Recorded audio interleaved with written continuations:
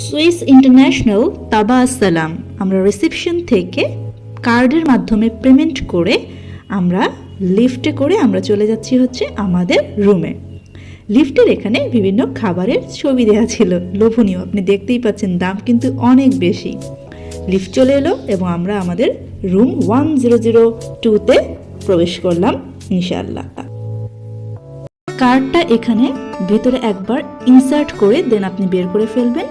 পাশে একটা কাভার্ড ছিল, এই কাভার্ডের ভিতরে আমরা দেখতে পেলাম কিছু হ্যাঙ্গার এবং একটা লকার, অ্যান্ড দেন একদম নিচে ছিল কম্বল এবং বালিশ। এগুলো এক্সট্রা ছিল কারণ বেডের সাথেও কিন্তু আমরা দেখলাম যেগুলো দেয়াই ছিল। সো ইনকেস যার কারো যদি প্রয়োজন হয় তাহলে ইনসার্ট কার্ড ফর পাওয়ার। দেন আমরা একটু ওয়াশরুমটা ঘুরে দেখি। Washroom as usual neat and clean ছিল, অ্যান্ড এখানে কিন্তু শাওয়ার এবং আপনার বেসিন দুটো কিন্তু সম্পূর্ণ সেপারেট, যেটা সবসময় হোটেলগুলোতে থেকে থাকে। একটা হেয়ার ড্রাই ছিল।